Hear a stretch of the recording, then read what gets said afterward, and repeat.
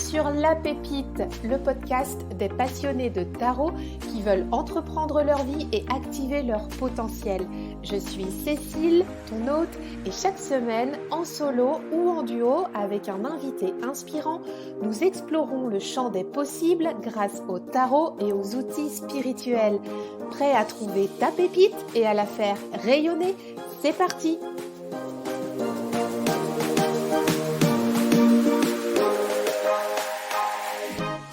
Avant de plonger dans cet épisode, je te propose une expérience inédite.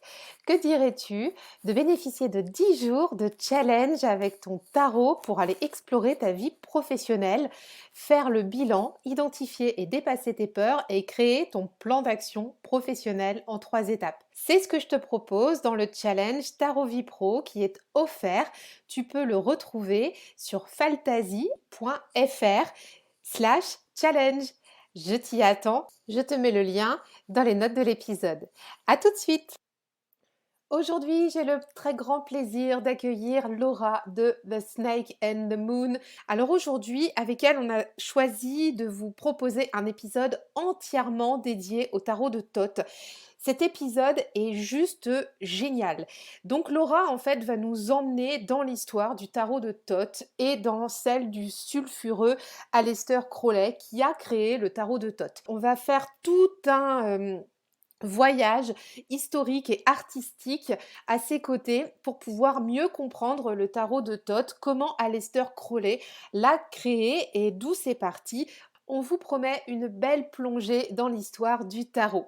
Ensuite, Laura nous partagera ses projets. Et Laura, assez discrète, ne nous a pas dit, mais moi je vous le dis maintenant, elle a fait un parcours de thèse et de recherche en littérature comparée. Et je vous le dis maintenant parce que ça va vous aider à mieux comprendre ce qu'elle prépare comme projet. Sur ce, je vous souhaite une très belle écoute. Bonjour Laura! Hello! Comment vas-tu? Ça va bien, très contente d'être avec toi. Oh, moi aussi. Je sens que ça va être un superbe épisode. Yes! Ah ouais, alors, j'ai participé à certains de tes ateliers déjà, donc on se connaît un petit peu. Oui, oui. Et tu es là pour nous parler principalement du tarot de Thoth. On va faire un épisode dédié aujourd'hui. Mmh.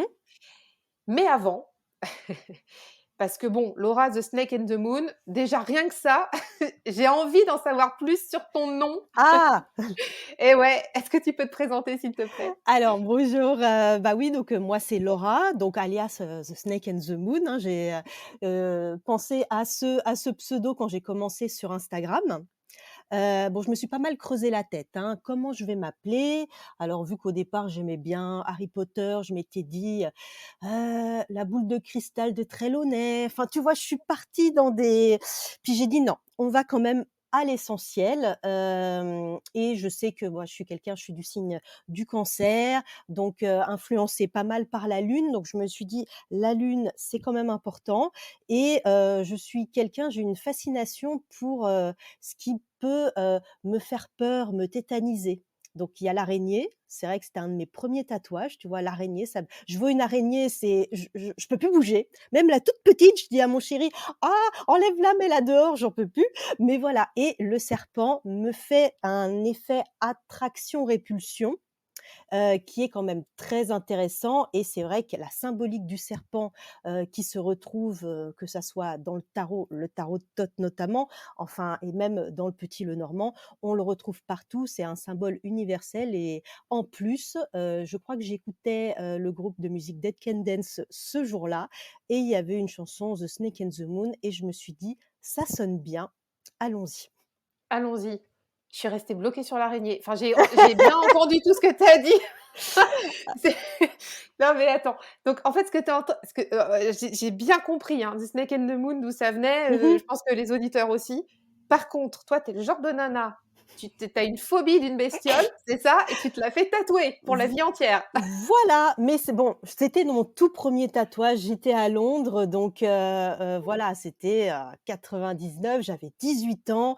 Ah, je suis la première fois en Angleterre, à Londres, je me fais tatouer, qu'est-ce que je fais? Oh, une araignée, une petite toile avec un L comme Laura en écriture gothique. Ah! Mais bon, depuis, je l'ai fait recouvrir quand Ah, même. tu l'as fait Voilà. et attends juste, attends, tu piques ma curiosité vraiment au bout du bout. C'était un tatouage que tu voyais ou tu le voyais pas? Non, il était au niveau de mon omoplate, Ah, dans mon donc tu le dos, voyais donc pas. je le voyais pas. Mais, c'était, enfin voilà, à l'époque, j'avais fait ça pour, faire un tatouage. Là, maintenant, le tatouage est quelque chose d'important pour moi, de quelque chose de mûrement réfléchi avec, certains motifs que j'ai choisi de faire à vie sur ma peau. Mes chats sont, par exemple, tatoués sur mon bras. Enfin voilà, il y a des choses, qui me correspondent bien. Donc là, je m'étais dit: «Il y a des erreurs que tu fais, ça, c'était une erreur» et depuis, voilà. C'est recouvert. OK. Alors, ça fait combien de temps, Laura, que tu pratiques le tarot? Alors, c'est vrai que le tarot, j'ai commencé à utiliser, un tarot de Marseille quand j'étais adolescente. C'était pas le mien. C'était, en fait, à l'époque, quand j'étais plus jeune, ma mère allait voir une voyante et je sais qu'elle lui faisait des tirages de cartes et notamment, je sais qu'elle ressortait énormément la carte de l'ermite. Maintenant, je comprends mieux pourquoi. Et je sais que la voyante lui a dit: «Madame, votre fille vous coûtera beaucoup d'argent». Ça me tu sais? Oh, Du coup, c'est ça alors ça, comme mais quoi c'est sympa. c'est sympa, donc voilà, donc j'ai dit: «Bon, bah, écoute», et puis ma mère, du coup, elle s'est acheté le tarot de Marseille de Grimaud et du coup, que moi, après, quand j'ai déménagé, j'ai gardé pour moi. Après, j'avais fait quelques tirages, mais tu sais, sans prendre vraiment, conscience, de la portée un petit peu que pouvait avoir le tarot et bien sûr qu'avec les majeurs. Et je sais que vers, je crois que c'était 98 ou voilà, on m'a offert, le tarot, je crois le Baphomet tarot, qui est un tarot donc illustré par, des illustrations de Hans Rudi Giger, qui est en fait, le créateur d'Alien. Voilà, qui Mmh. est un artiste, que j'adore. Très, très important pour moi. J'ai beaucoup de ces toiles chez moi.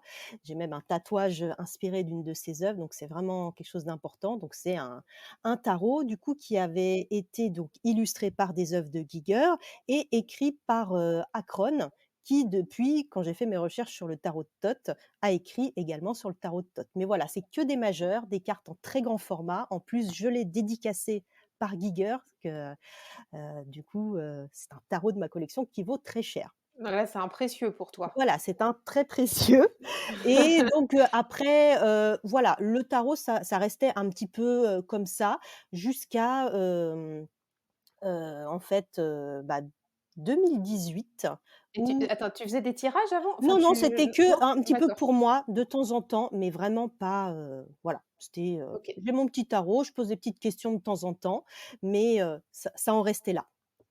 Et puis, en 2018, j'ai commencé un nouveau job pour une, marque de cosmétiques parce que je suis maquilleuse, en fait et du coup, j'ai, ressenti fin 2018 un énorme mal-être et un énorme stress et du coup, j'ai cherché, comment, pouvoir le dépasser ou mieux vivre avec et du coup, là, j'ai commencé par aller voir du côté de la lithothérapie et ensuite les oracles et je suis retournée au tarot par l'intermédiaire du coup du Rider-Waite-Smith et c'est là que du coup je suis replongée dedans vraiment à partir, de 2019, début 2019 vraiment intensément. Donc en fait, tu as commencé, à connecter avec le Marseille quand tu étais ado, c'est ça? Voilà, mais pas d'une manière très, très sérieuse, on va dire. Ouais. Voilà. Et puis, il y a quoi? Il y a 2 ans, 3 ans, Mmh, c'est avec le système anglo-saxon type Rider-Waite-Smith que ouais, finalement tu as plongé dedans? c'est ça. OK. Mmh. Et alors, le tarot de Thoth dans tout ça, il est arrivé à quel moment? Bah, justement, j'ai commencé alors, donc j'ai pris, voilà, étudié, moi je suis un valet d'épée dans l'âme, hein. Mmh. Voilà, j'étudie, je lis beaucoup et c'est vrai que, voilà, quand tu lis, l'histoire du tarot, tout ça, tu tombes forcément sur, des allusions au tarot de Thoth. Donc moi, ça m'a pas mal interpellée, donc je me suis dit: «Tiens, je vais regarder». Des images, j'ai vu des illustrations que j'ai trouvées très belles, donc je me suis dit: il me le faut. Moi, je suis comme ça. Je vois quelque chose, ça me plaît, allez hop, il me le faut, j'achète. Heu, du coup, c'est pour ça que je développe une collectionnite un petit peu aiguë. Bon, on en reparlera peut-être après. Mais, voilà, donc je suis allée, dans une librairie, ésotérique. J'ai acheté le tarot, j'ai feuilleté le livre de Todd de Crowley. Je me suis dit: «Ah génial, il y a toutes les cartes avec un texte explicatif. Ah ça va être super». Et du coup, je suis rentrée chez moi avec les 2. J'ai essayé de lire le livre de Todd. Je me suis dit: «J'y comprends pas grand-chose». Du coup, j'ai laissé les 2 sur mon étagère pendant pas mal de temps. Et à un moment, je me suis dit, «Non, faut que je fasse quelque chose pour m'approprier ce tarot», et c'est pour ça que j'ai fait des recherches personnelles qui m'ont poussée du coup, à petit avoir créé du coup l'e-book qui s'appelle «Les mots-clés du tarot de Thoth». C'est comme ça que c'est venu. C'est comme ça que c'est venu. Mmh. Parce que qu'est-ce qui s'est passé quand tu as pris le livre en main? Enfin, pourquoi ça t'a rebuté, en Ah, fait? c'est indigeste, Ouais.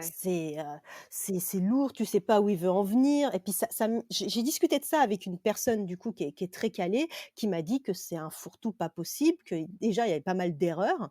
Une personne qui bosse sur l'histoire des religions, des choses comme ça, et m'a dit: «Il y a énormément d'erreurs dedans», et c'est je trouve que ce n'est pas adapté aussi aux interprétations que peut en faire un lecteur de tarot, contemporain.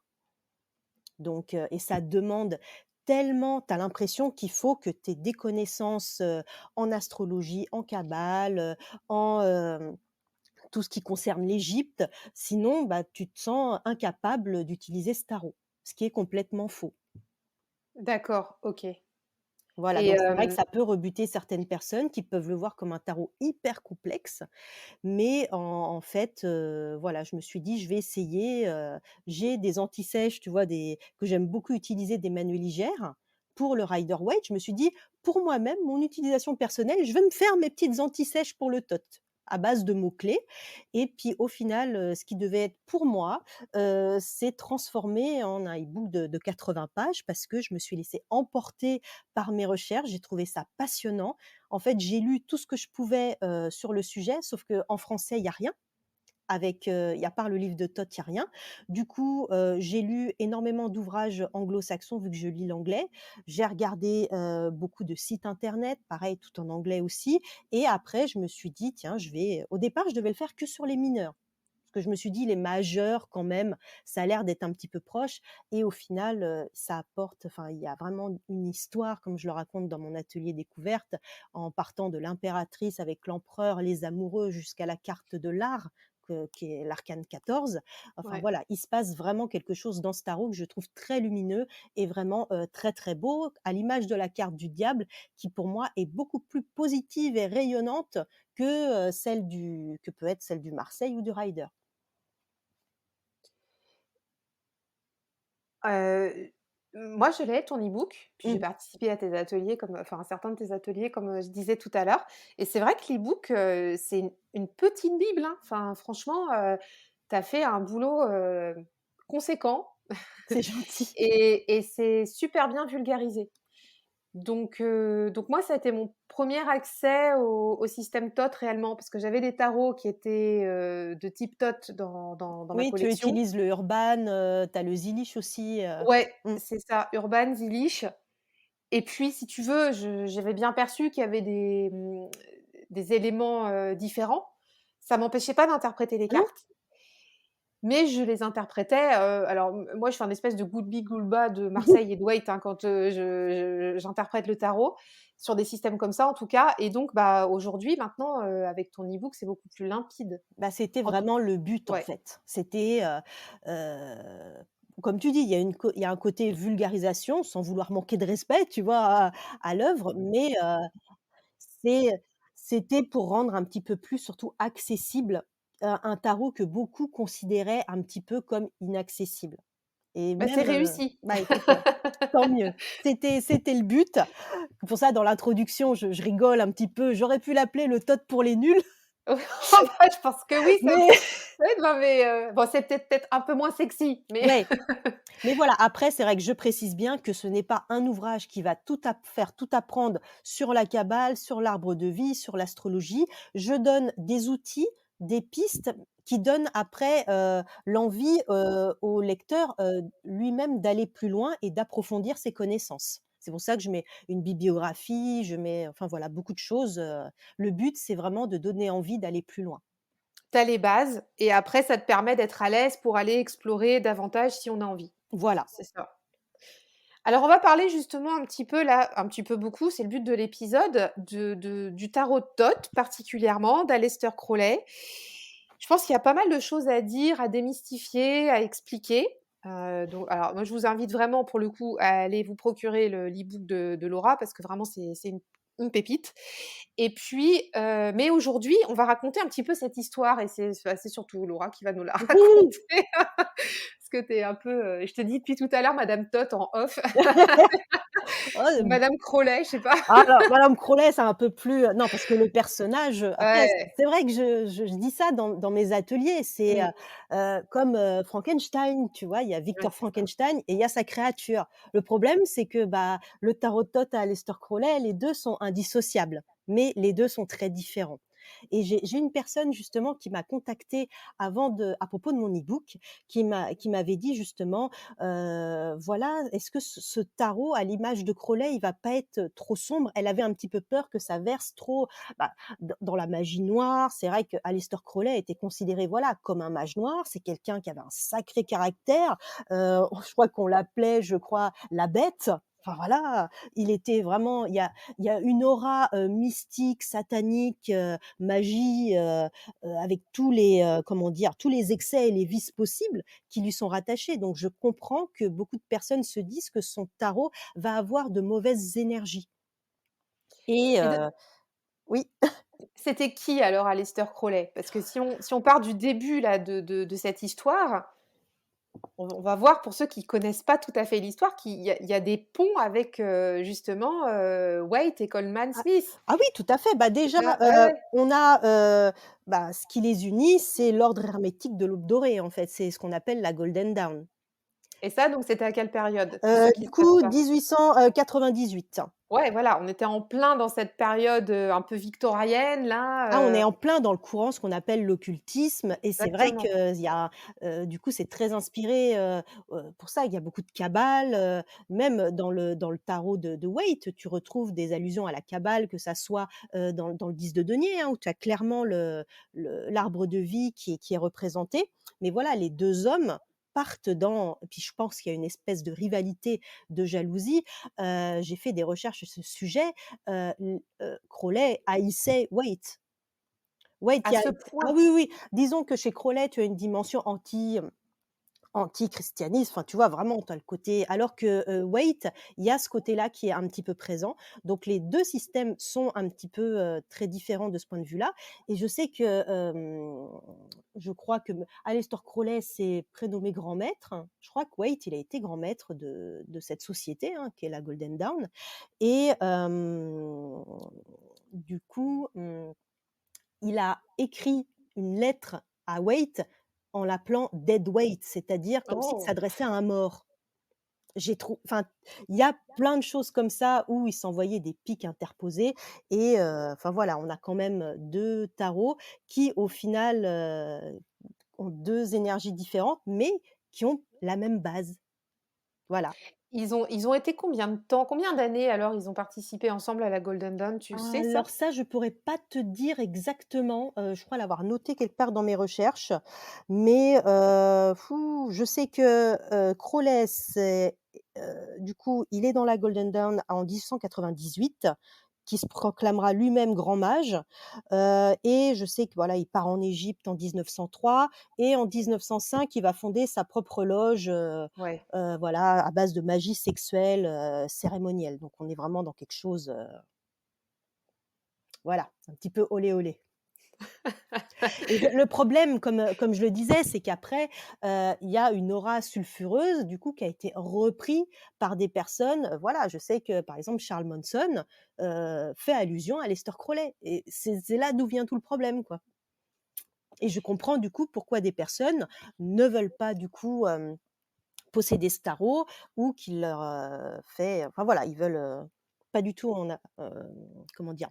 Se le veulent pas la voir tout simplement. Mais comme je dis, il ne faut pas oublier que derrière, ce tarot, on a une femme qui est Lady Frida Harris, qui nous a fait quand même une œuvre que je trouve très, très lumineuse. Et le tarot, il a été édité, de façon posthume, Voilà. Bah, en plus, tu as en l'impact plus de de la ça, ouais. deuxième guerre mondiale, tu vois? Mmh. Qui a énormément, énormément joué et ce qui est dingue, c'est que ça a été d'abord, tu as les peintures, les qui ont été exposées à Londres et voilà, le tarot n'est sorti qu'en format tarot, qu'après la mort, de ces 2 D'Aleister créateurs Crowley. et Ah de oui, c'est ça Lady Frida Harris, ouais. et de Frida Harris. Mmh. Parce qu'en fait, oui, c'est ça, il part de la Golden Dawn. Oui, effectivement, il y reste pas très longtemps, juste le temps de se friter avec, avec Edward Waite. Bah, je pense qu'il a dû, tu vois, rencontrer pas mal de gens, enfin voilà, il a dû, voilà, c'est, Mais je il sais qu'il y avait a déjà beaucoup une réputation sulfureuse quand il était, en Angleterre, hein, mmh, mais tu vois, ça c'était voilà, c'est, ouais, je sais que c'est en date clé, tu vois, on a, les prem le dessin des cartes, ça date de 1938. ouais, donc beaucoup plus tard, hein, quand même, Beaucoup, hein. beaucoup plus tard et les peintures, voilà, elles sont exposées, 1re fois en 1942. Le livre de Thoth, il est publié en 1944 où dedans, on a du coup la représentation des cartes et elles sont éditées en forme de cartes en 1969, donc C'est ça, très, c'est très très tard. tard. Ouais. Ouais, très, très tard. Mmh.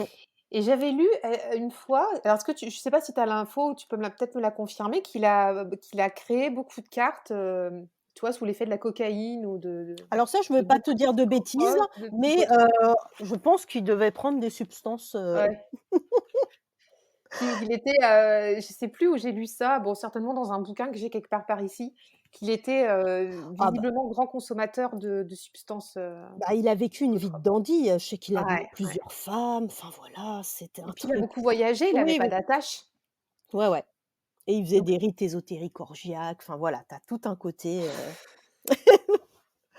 non mais c'est glauque, hein? ah oui, Enfin, non, c'est un personnage, tu vois? Même moi, je sais pas si j'aurais voulu le connaître, hein. mmh. J'aime son tarot, le personnage, je ne sais pas. Et alors donc ce personnage-là, il nous laisse quand même un tarot, assez atypique parce que malgré tout qui est quand même très intéressant à étudier. Ah oui. Enfin, faut être honnête, hein, Mmh. c'est une œuvre et et justement, donc en fait, lui, bon, il a cette vie, complètement, même atypique n'est pas assez fort comme Mmh. mot, hein. Il a une vie complètement, en marge de beaucoup de choses, voilà et puis il s'intéresse à l'Égypte. Oui, bah, après tu vois l'attrait pour l'Égypte, ça remonte quand même, à loin. Ça vient vraiment de on faut remonter à Antoine Court de Gébelin, tu vois? Du coup que c'est vraiment le courant occultiste qui rattache, du coup le tarot à l'Égypte ancienne et Donc lui, il a baigné dans tout ça voilà et c'est pour et ça, c'est la première fois, c'est dans, le livre de Gébelin qui s'intitule «Le monde primitif». Donc voilà, on commence à voir dans, le livre ancien égyptien, livre de Thoth, l'origine des 22 arcanes majeures du tarot. C'est là que, du coup, tout se lie, tout se lie. voilà et Il a été, en fait, il s'est basé là-dessus, enfin lui oui, et oui, les autres de la Golden Dawn. voilà, avec aussi la cabale, tu vois? Du coup, Ouais, voilà. voilà. Il y a beaucoup alors voilà, c'est ça. Il y a beaucoup de représentations kabbalistiques, dans le tarot de Thoth. Alors j'ai plusieurs questions. Pourquoi, sais-tu pourquoi il l'aurait appelé le tarot de Thoth? Est-ce qu'on a une information là-dessus, du moins? Et puis, ce lien très présent à la Kabbale justement qui est présent dans ce tarot, qui n'est pas forcément présent dans le tarot de Wade Smith, tu Mmh. vois? Est-ce que toi tu as des infos là-dessus? Pourquoi, il aurait anglais, ces pratiques-là plus que les autres? Bah Alors qu'ils venaient du même courant? après voilà, je pense que lui, ça se rattache vraiment parce que si tu considères, voilà, le dieu égyptien Thoth comme le dieu, à la fois de connaissance, tout ce qui lie, savoir, magie, du coup, c'était le dieu des mystères, de la connaissance et de la magie. Voilà, donc je pense que c'est pour ça que ça résume bien, un petit peu tout ça. Son voyage en Égypte, je pense, l'a pas mal influencé sur, pas mal de choses. C'est pour ça que sur des cartes et je trouve que ce sont les cartes peut-être les plus difficiles à interpréter, notamment, que je te retrouve, heu, c'est dans le rider la carte du coup, qui est celle du jugement, qui ici s'appelle Éon. Je trouve qu'elle est très compliquée parce que voilà, tu as beaucoup de représentations de la déesse, Nut, la déesse de la nuit, voilà, qui se retrouve sur pas mal de cartes.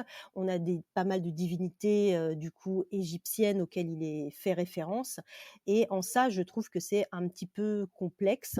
Après, pourquoi il a choisi Thoth? Moi, pour moi, j'en déduis que c'est en lien avec le courant occultiste, qui voyait dans le livre de Thoth, du coup, l'origine du tarot et je pense que c'est pour ça qu'il l'a intitulé. Après, j'en ai pas vraiment la confirmation exacte, mais Merci pour ces précisions. Non, mais c'est super intéressant, hein, de comprendre un petit peu d'où ça vient tout ça, parce que tout le monde a déjà entendu parler de ce tarot, mais il y a beaucoup d'interprétations autour de ça, mais finalement, quand on remet dans le contexte de l'époque et comme tu viens de nous l'expliquer, on comprend mieux aussi mmh, ce qui s'est joué à ce moment-là. mais après, Et tu vois, tu as, donc moi, j'ai acquis du coup le tarot, de la Golden Dawn.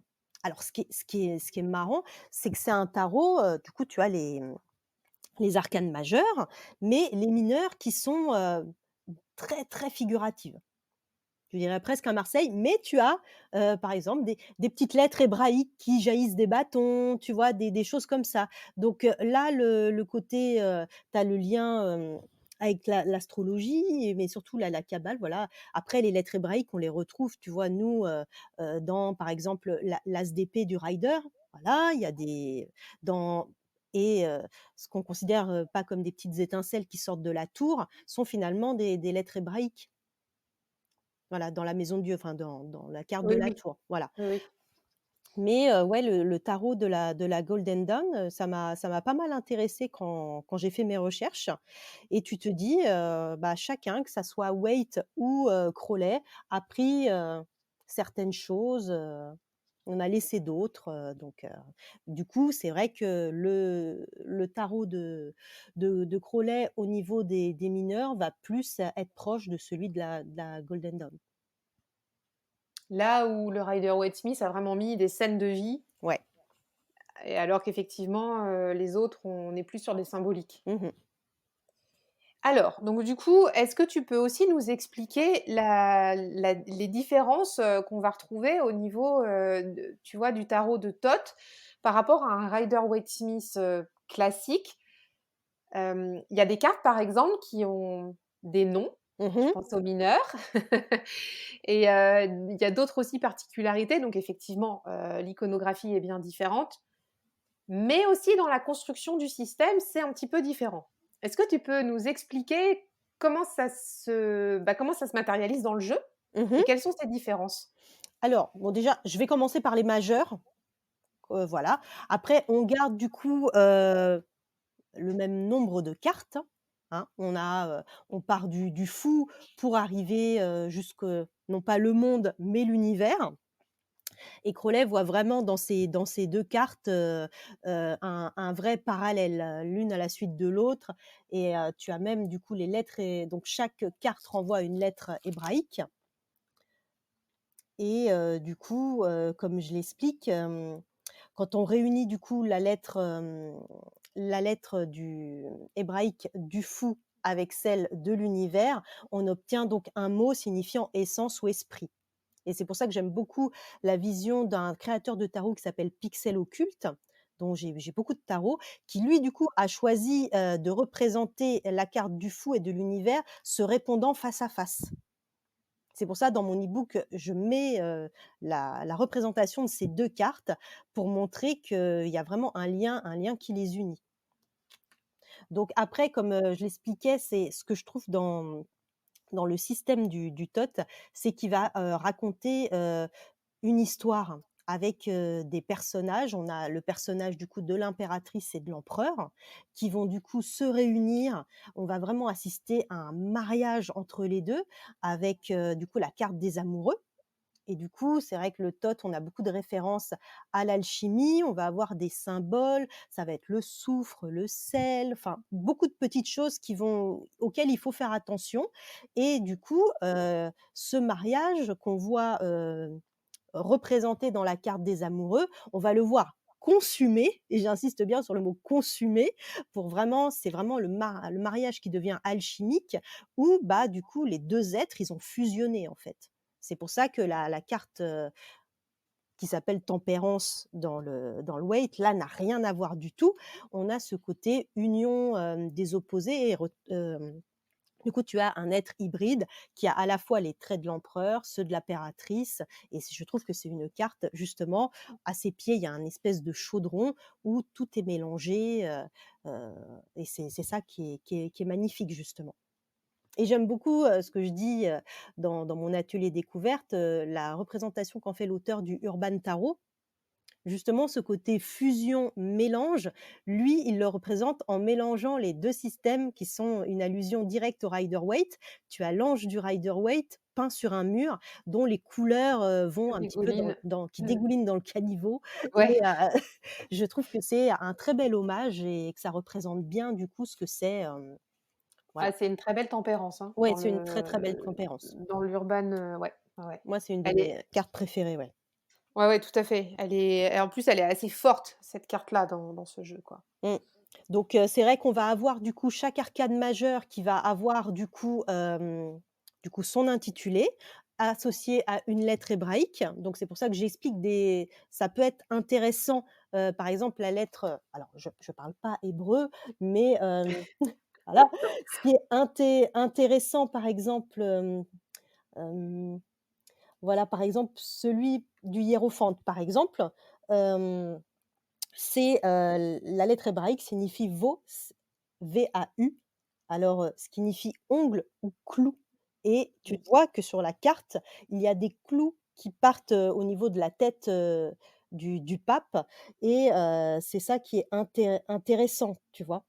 Il y a 9 clous qui sont visibles et du coup, ça peut renvoyer aux épines aussi du Christ, le lien, terrestre, spirituel, enfin voilà.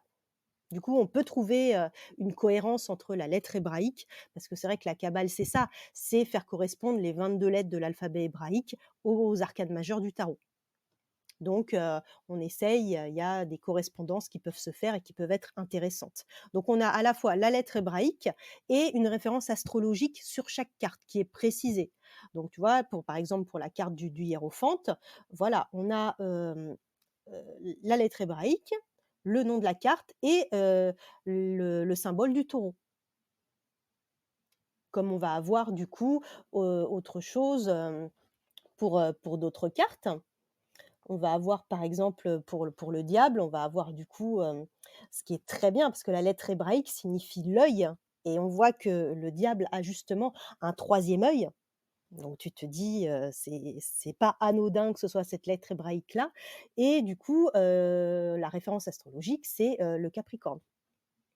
Voilà, donc toutes les majeures sont conçues comme ça et après au niveau des mineures, donc c'est là que c'est un petit peu plus, hem, original et on va dire et un petit peu plus complexe que, le rider traditionnel. Donc on va retrouver, des représentations un petit peu, figuratives comme on pourrait l'avoir un petit peu dans le Marseille, mais illustrées par un mot-clé. Alors il y a des personnes qui n'aiment pas ça parce que ça va leur fausser, leur intuition et c'est vrai que moi je dis: «Le mot-clé, c'est une porte». Il ne faut pas rester à la porte, il faut ouvrir la porte et rentrer. Donc sinon tu restes sur le palier. Donc tu vas louper plein de choses.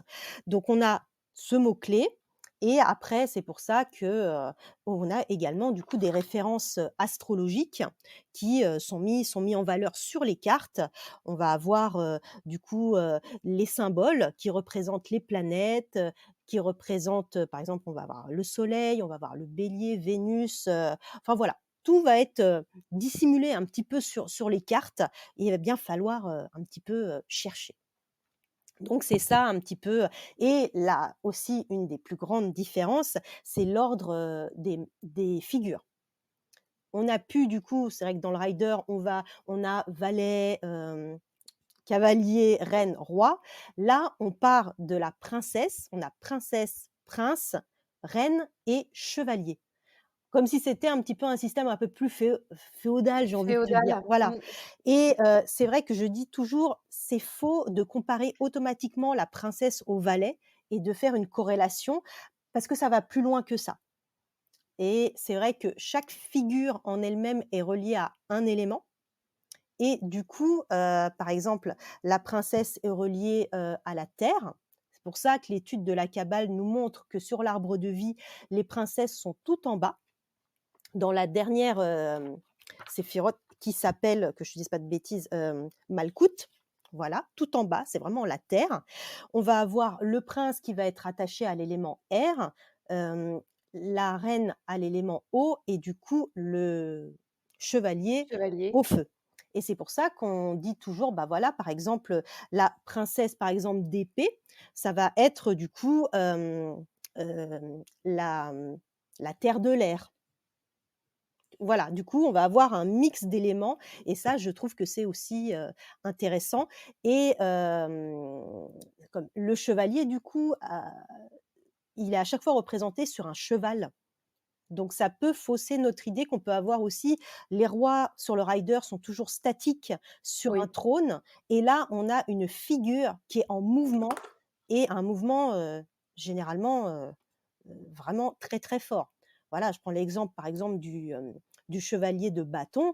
Il est sur un cheval cambré, au milieu des flammes, en train d'avancer. Enfin, c'est très, très fort. Donc on a les chevaliers qui vont être donc les équivalents peut-être des rois, mais je trouve qu'il y a un tout petit peu du cavalier, du rider. C'est un mix, en fait et on va avoir, du coup, nos princes toujours sur un char.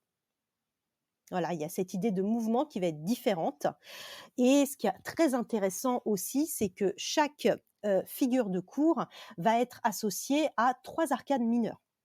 C'est pour ça que je propose une roue astrologique dans mon e-book qui répertorie du coup, les mineurs associés. À chaque fois, chaque figure de cour est associée à 2 mineurs de son élément plus une.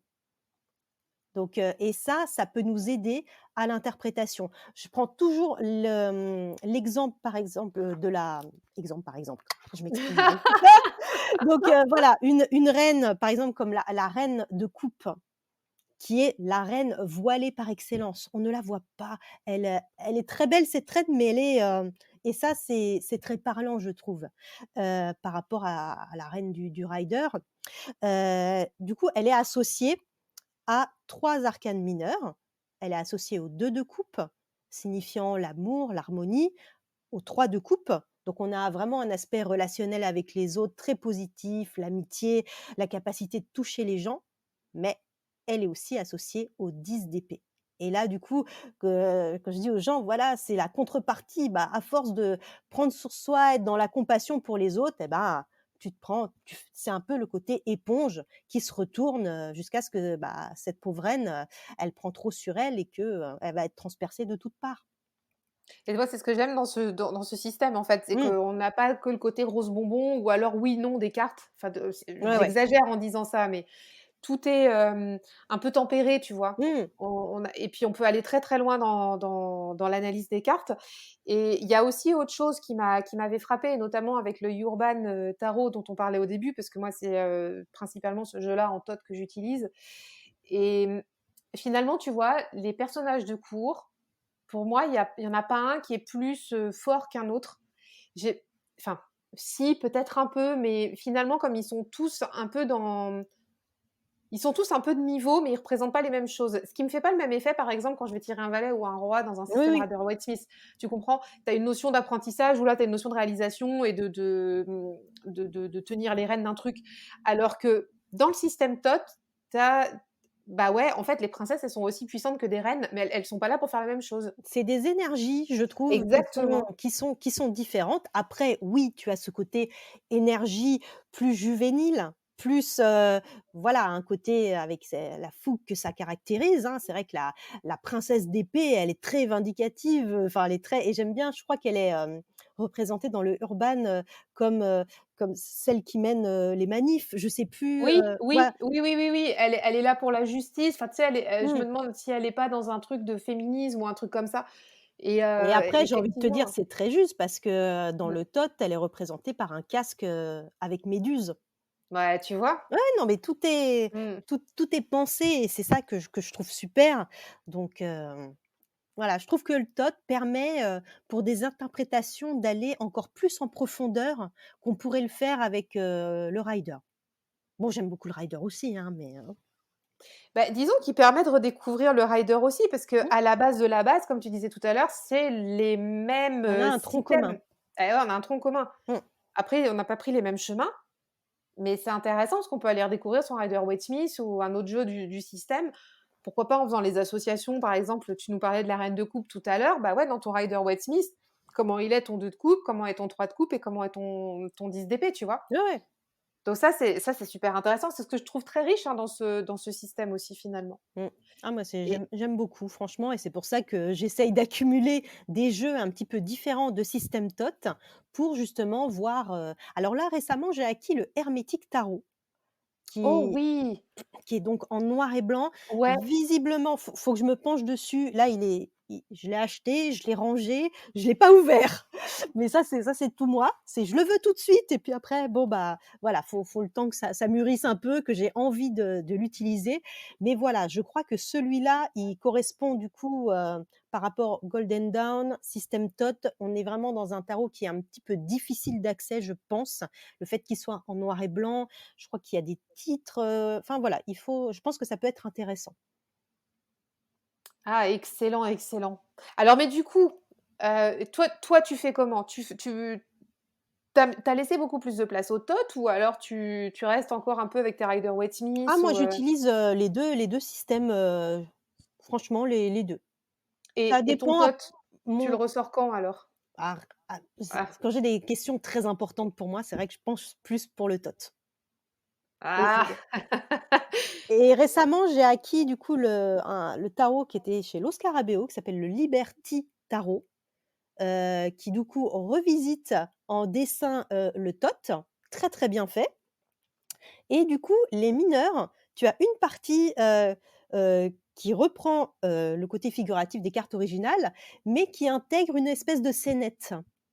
D'accord. Mais tu n'as pas le mot-clé. Ah mince. Voilà, donc Ah! Ah, on reste un peu sur notre faim mais là. ça te permet d'essayer de comprendre, un petit peu. Je sais que, par exemple, parce que je l'ai tiré là pour mon tirage en plus, voilà, j'ai fait un tirage de pleine lune en bélier. Voilà, il faut que je tire le 2 de bâton, domination, Mars en bélier, tu vois?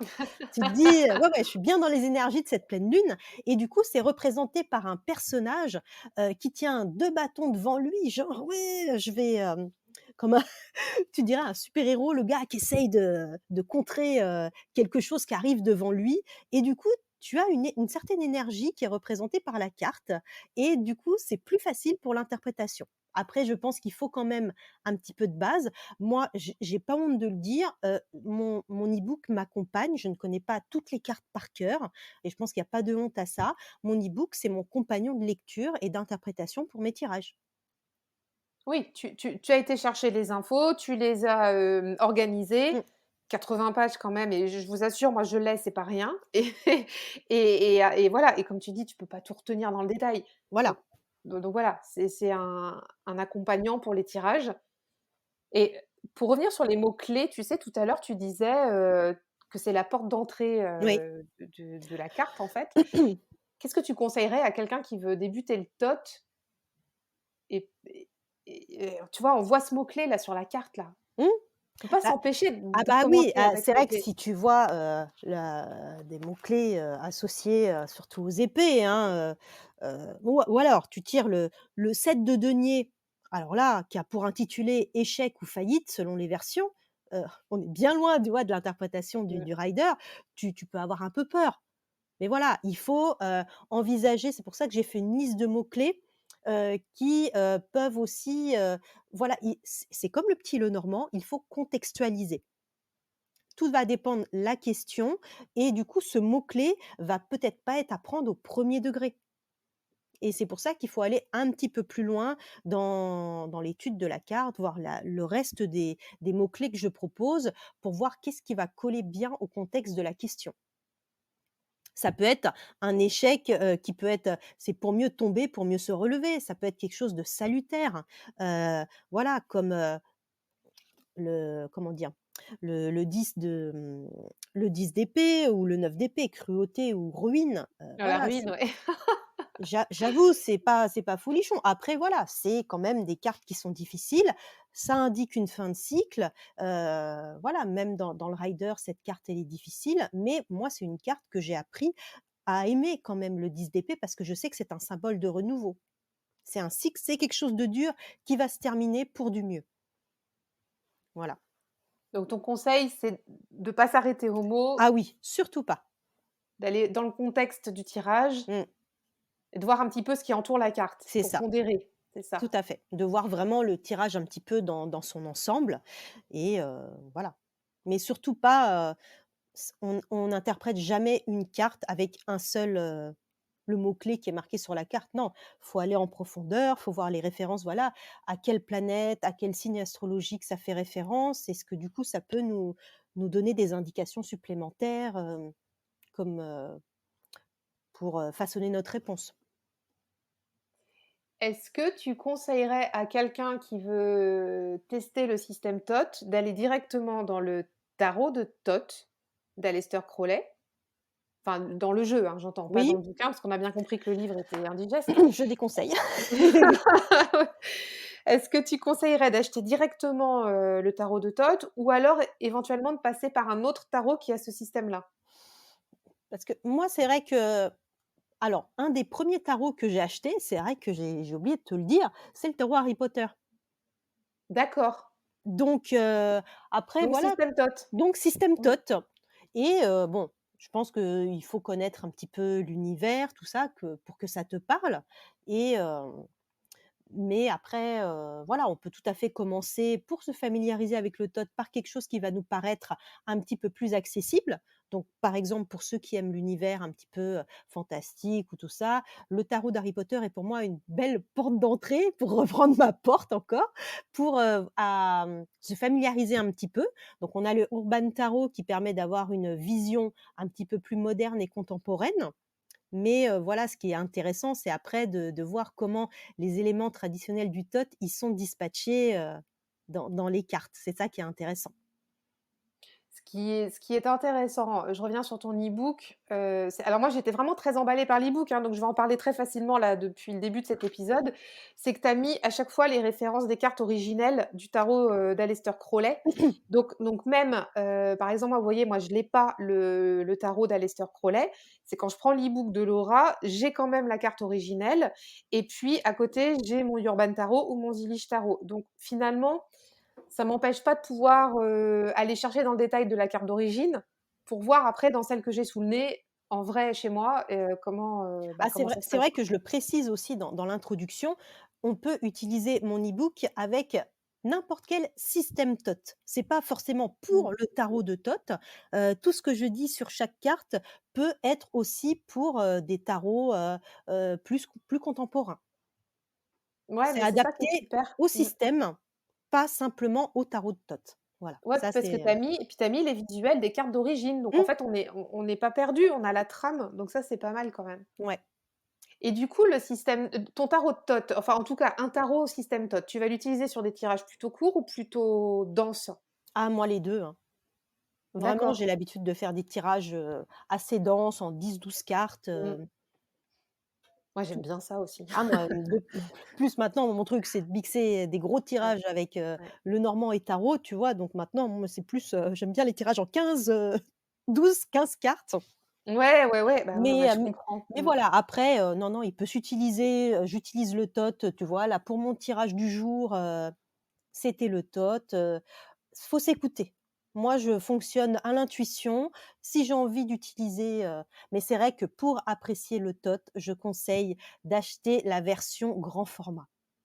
Oui, j'ai déjà C'est entendu ça, chez une autre personne qui disait la même chose. Ça change énormément parce que les cartes sont tellement riches en symboles, en, détails que les voir en grand, c'est magnifique et tu vois, j'ai acquis, le, Rider-Waite en grand format. Eh ben, je l'ai revendu parce que les images, je trouvais qu'elles étaient pixelées et que au final, bah, j'avais pas la netteté que je souhaitais, alors que là, le tarot Tot en grand format, c'est d'une netteté incroyable. Je conseille par OK, contre la version US Games, pas, d'accord. la version, française, parce qu'il y a une erreur sur la carte de la justice, enfin, qui normalement dans le Tot s'appelle ajustement et qui a été traduit par justesse. Ah mince, Ah ah ouais, oui, non, non, ça le fait c'est pas. ça le fait pas du tout. Donc voilà, OK. je conseille la version US Game qui est bien mieux. Est-ce que, toi, tu es connecté à une carte en particulier dans ce tarot? Dans ce tarot-là, Ouais, dans ce système? mmh, que j'ai une connexion à une carte, c'est vrai que dans ce système, j'adore la carte de l'ermite. Je trouve qu'elle a une énergie, qui peut faire peur un petit peu parce que tu as la présence de Cerbère, le chien à 3 têtes, comme quoi cette carte, elle montre bien qu'il faut descendre, limite faire du shadow work, vraiment descendre dans ses au plus profond de soi-même, quitte à y trouver une certaine, dans ses ténèbres personnelles pour après trouver le chemin vers la lumière.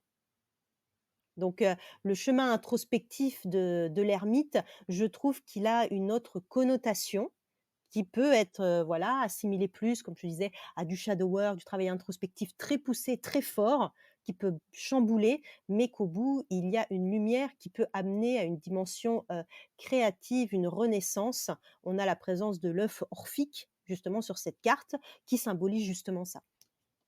Donc vraiment la carte, moi, que j'aime beaucoup et qui m'a d'ailleurs énormément, servi même pour, la création de mon tarot sur Buffy contre les vampires. Je me suis inspirée de cette carte de l'ermite-là, parce qu'elle me D'accord. parle énormément. Et est-ce qu'il y a eu une autre carte dans le jeu qui t'a posé plus de problèmes, justement pour prendre en main ce système? Après, qui a été un petit peu compliqué, ah ouais, la carte, ouais, la carte Éon. Je trouve que c'est une des cartes les plus difficiles. Parce qu'il faut vraiment prendre en compte que ça fait appel, voilà, à la stèle de révélation. Donc nous, on est habitués à la carte du jugement avec, le côté, voilà, se relever, suivre sa voie, sa vocation, tout ça. Mais là, la carte, de Léon, elle est quand même très complexe. Tu as, tu as énormément de choses. Tu as, Horus, tu as la déesse nuit, tu as enfin voilà, tu as énormément de choses et je trouve qu'il y a trop de choses, D'accord, il y a trop de choses dessus, tu vois?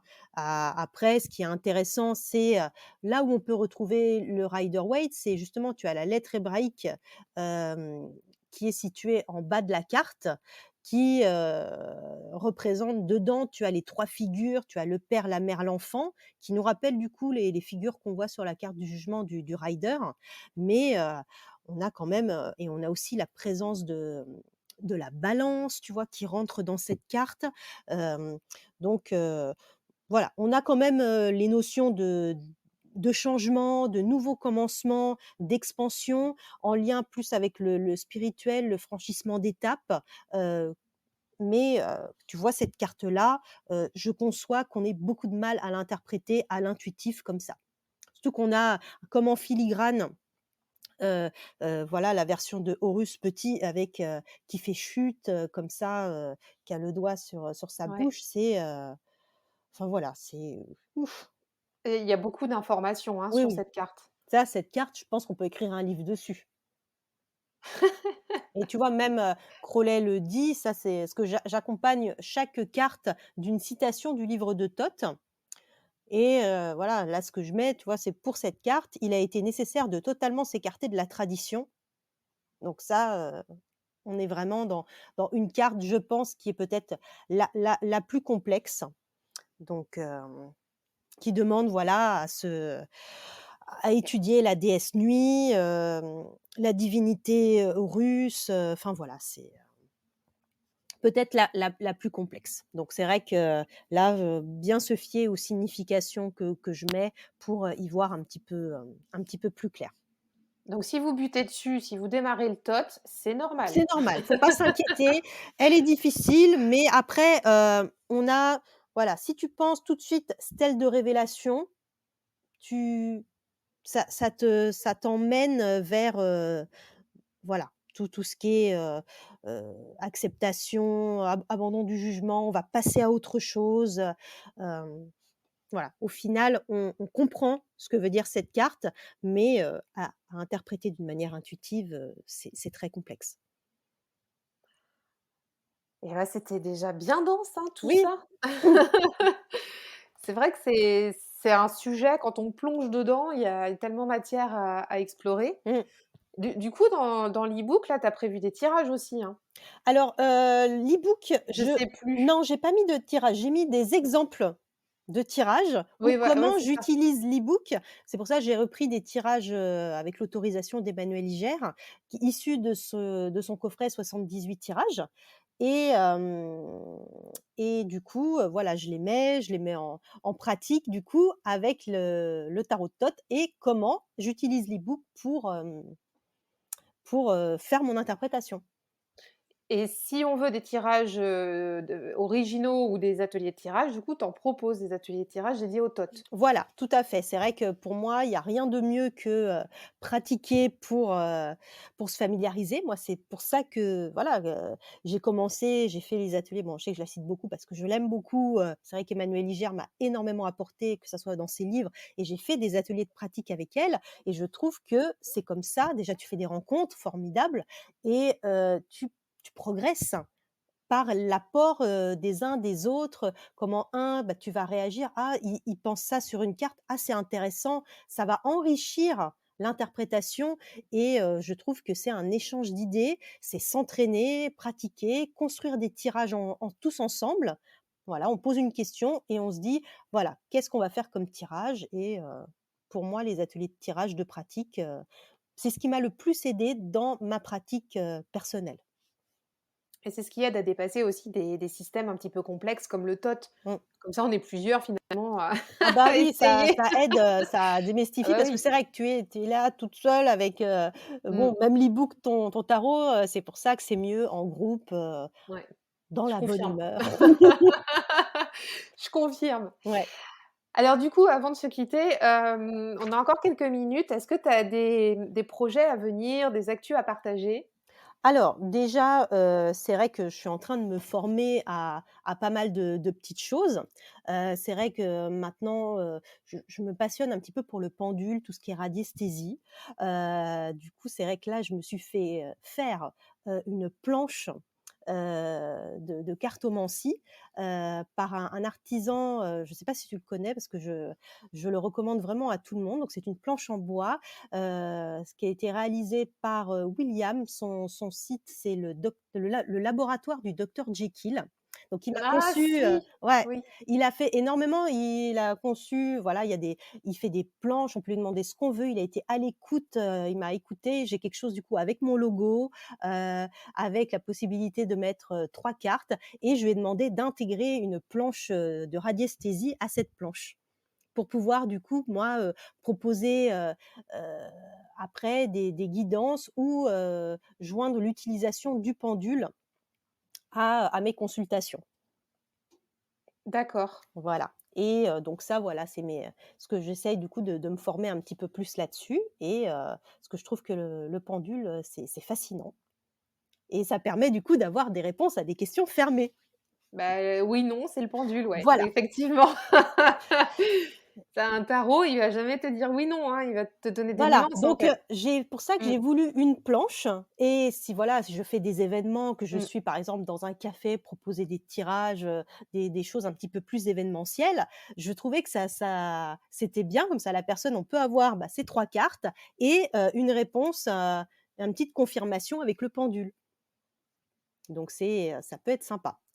Et sinon en autre actu que je vais avoir, donc là je vais révéler une info, exclusive. Oh là là! Vas-y, vas-y. Donc en fait, je suis l'auteure, du prochain cahier spiritualité sur le tarot qui va sortir, aux éditions du coup Alliance Magique. Ah bravo! Voilà. Waouh! Mais quelle nouvelle! Donc c'est vrai que c'est quelque chose que j'ai adoré faire. Ça a été une expérience, bah, c'est, ma première expérience, d'auteur.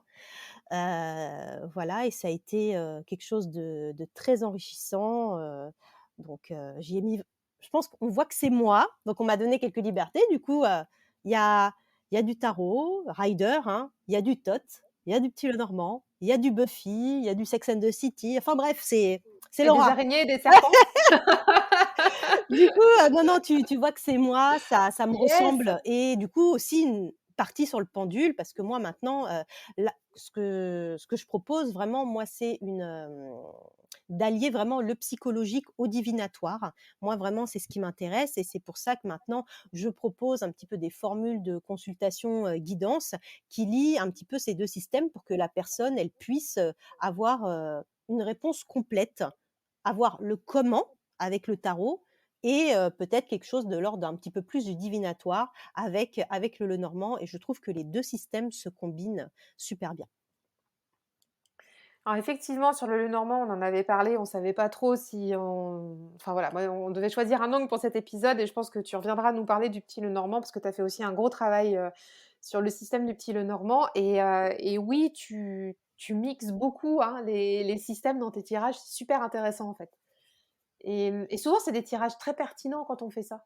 Bah, je trouve que ça Ouais, parle ouais. parce que le Lenormand, il va peut-être pointer des choses, de la vie quotidienne et c'est ça que je trouve bien. Après, comme je dis, le petit Lenormand, il faut être apte à recevoir ses réponses parce Mmh. qu'on a vraiment un système avec des cartes à polarité positive, négative ou neutre et c'est très cash. C'est une reine d'épée, qui arrive, faut pouvoir, écouter, ce qu'il va dire. Effectivement, Voilà. mais je crois que tu reviendras faire un Avec un petit plaisir. un épisode, Donc là-dessus j'ai parce j'ai que un projet c'est sur le feu là, mais passionnant. c'est en train Ouais. d'être fait. C'est dans mon petit Oh là chaudron, là. c'est en train de mijoter. Est-ce que tu as des ateliers à venir pour le oui, enfin, tu me disais tout à l'heure en off que tu étais en train de caler des dates? Oui, alors là, je crois que j'ai une date, mais je crois qu'elle est presque complète, après je pense rajouter une date parce que c'est vrai que pour l'instant, j'ai pas d'autres dates, pour les ateliers TOT. Il faut que j'en propose une d'ailleurs, parce que vu que là, je suis en plein challenge, du coup, je veux pas poster trop de choses en même Ouais. temps.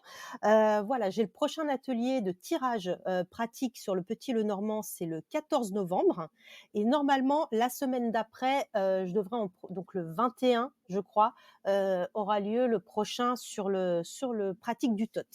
Ah super. Donc je vous mettrai le lien en barre d'infos, enfin en note de l'épisode parce que vous pourrez vous inscrire s'il reste encore de la place quand l'épisode sera diffusé.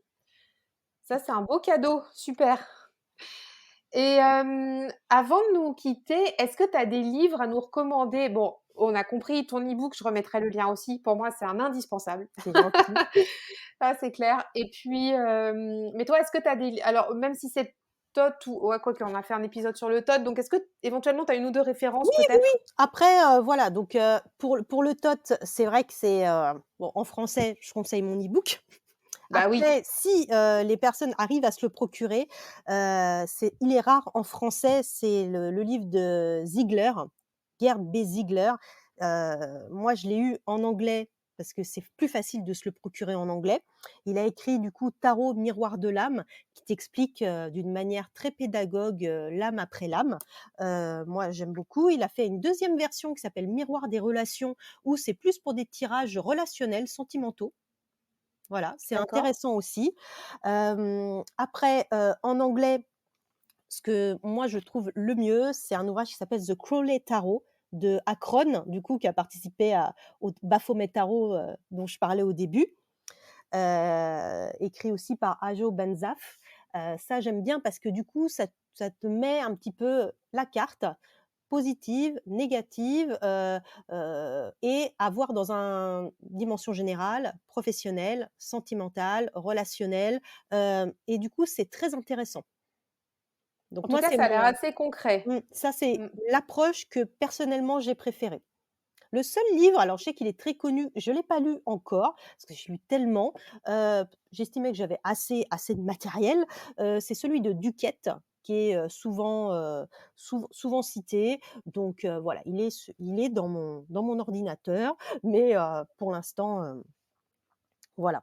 Ça, Ouais, c'est c'est il vraiment, est assez recommandé celui-là mmh. visiblement, mais je l'ai pas lu non plus. Mmh.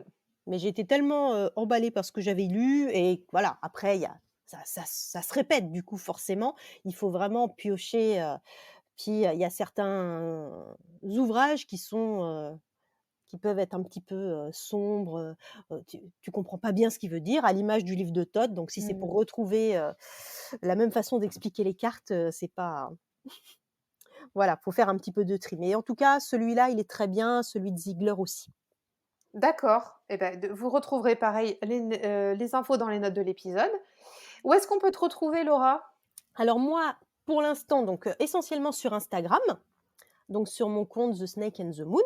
Là, je suis en train du coup de faire mon site internet qui devrait arriver, dans les prochains mois, parce que là, c'est vraiment je commence vraiment à penser, j'ai acheté le nom de domaine et tout, donc voilà, c'est en cours, mais pour l'instant, donc sur Instagram, on peut me contacter donc pour se procurer l'e-book par message et donc voilà, c'est très Bah, c'est simple. super, impeccable.